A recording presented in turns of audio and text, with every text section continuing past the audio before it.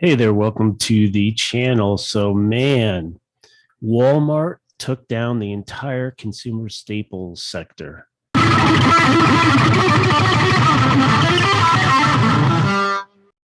Okay, so today I wanted to look at what happened with XLP because this is the Select Spiders consumer staples. Now, historically, consumer staples are that whole category of stocks are companies that you would expect to do well in a recession.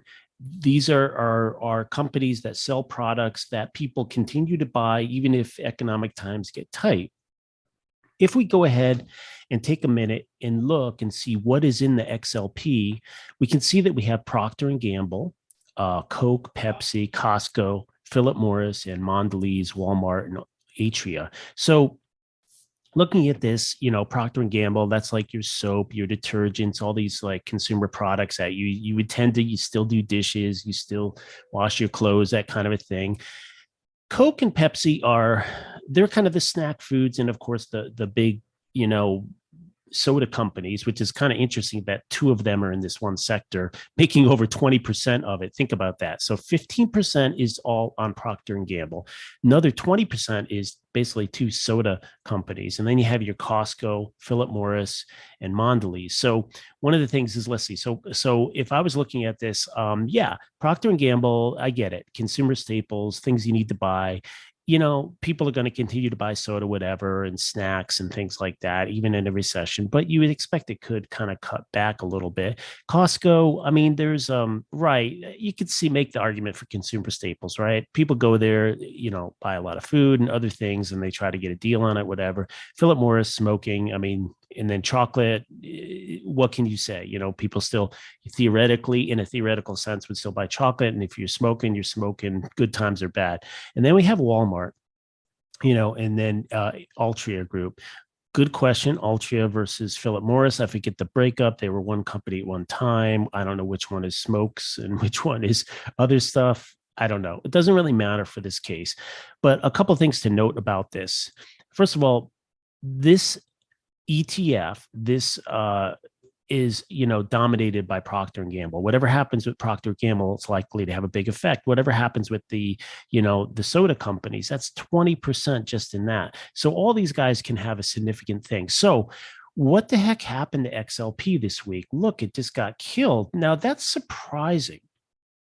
It's surprising that an entire sector of the S&P would get kind of wiped out like this, because that's really bad. 8% for what would theoretically be a more diversified group of stocks apparently isn't. So what really happened this week? Well, what happened was, and one more thing, none of these companies reported. The only company that reported in the top 5 or the top 10 that I know of is Walmart. So Walmart reported. The other ones had reported a month ago, or some of them are coming up in the next month. But right now, so Walmart is the guy that basically drove this whole thing down 8%. So what the heck happened with Walmart? Well, Walmart reported earnings this week. And the main issue with Walmart and Target this week was that they're struggling with profitability because they have all these increasing costs due to shipping, just everything, right? We have high inflation and energy, shipping, all these things. And so finally it's showing up in Walmart and it's showing up in Target. So now what happened is, because of that, it looks like the market is assuming that, hey, well, if it's going to happen to Walmart, it's going to happen to all these other companies as well. They're all going to struggle to deal with the cost of shipping, which we know, because if we look at oil, we see oil is, it's in the hundreds, right? But this is USO, so it's off a little bit. If you go to like West Texas Intermediate crude, you'll see that we're at about 110. So that will cause the price of everything to go up. So what's really happening is we're getting to that point where these companies cannot hide the inflation. They can't hide it anymore. They can't absorb the cost. And yes, they can try to increase their prices and play all the games there, but the indication is that, well, the concern is that Walmart is not going to be able to just continuously crank their prices up on everything. They're not going to be able to do that, and therefore their profitability is getting hit. So now, how is this affecting these other ones? First of all, the big guy, Procter and Gamble, man, it got killed too this week, down 7.7%. So, and they didn't even report. So I assume the market is speculating that, hey, Procter and Gamble is going to have high cost problems as well, and it's going to affect their profitability. So they're hitting them. And then Coca-Cola gets hit for 7, and then also PepsiCo. So I assume they're all facing the same thing. I mean, you kind of know that they got to like deliver all this stuff, not only how energy intensive a bottling plant is, but let's like to ship it around and distribute it. All those costs are going to definitely go up and affect them. And then we have the chocolate Mondelez. This is international, but it has a lot of chocolate companies and other stuff. They got hit even a little worse. Kind of surprising there. They might be getting hit with raw inputs for as well for cocoa and stuff. And then maybe the the sugar water drink companies are probably getting, cost of their probably not the cocoa, but the sugar, the cost of the sugar and everything's probably going up. And so that's where we're at. And then the guy that actually reported, Walmart, got killed. So it went down 20% this week, approximately. So this is very interesting. So a couple of things then. If I'm looking at this and I'm like, well, I want exposure to consumer staples, and particularly now, particularly if I was in a theoretical sense to say, look, I want to duck and cover. Let's say I say, look, we had the negative GDP print.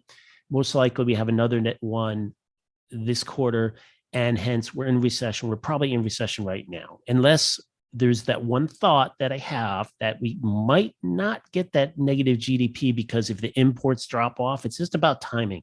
If the imports drop off because of all the lockdowns in China, then maybe we squeak out without a second negative GDP print, because that imports get subtracted from our GDP.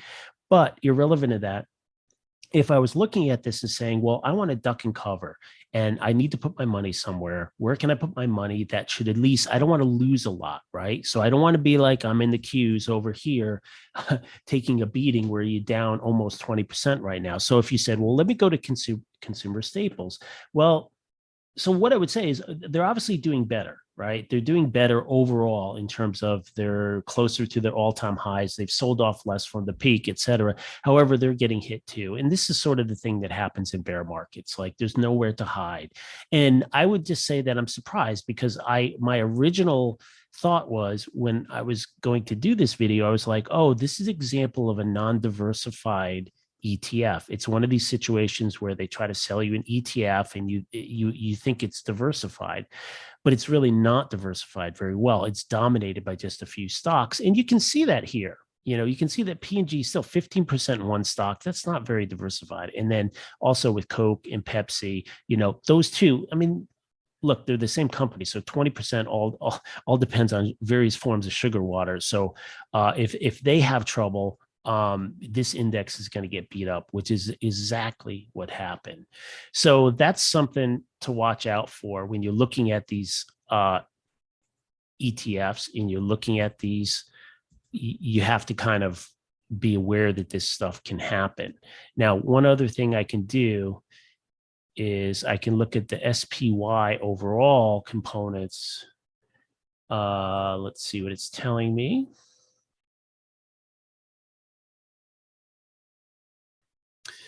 Okay, so now let's compare it to another ETF. Let's look at the S&P 500, the SPY that tracks that. Now, in this case, the worst that you're in is Apple, right? So what I'm saying is, in terms of diversification, if you hold the SPY, Apple is only 6.46%. So it's important to understand, we saw in the XLP that Procter & Gamble made up 15% of that. Okay, so therefore, anything that happens to P&G is going to hit that, and also the two sugar water companies. So now you can see that you're much more diversified in SPY, and so this is, of course, what the problem is, right?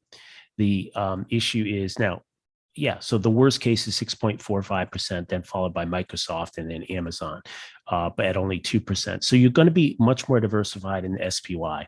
Now, so what you would say, there's two conclusions from this. The first one is the XLP doesn't seem to be a great tool for tracking consumer staples, like really tracking in a way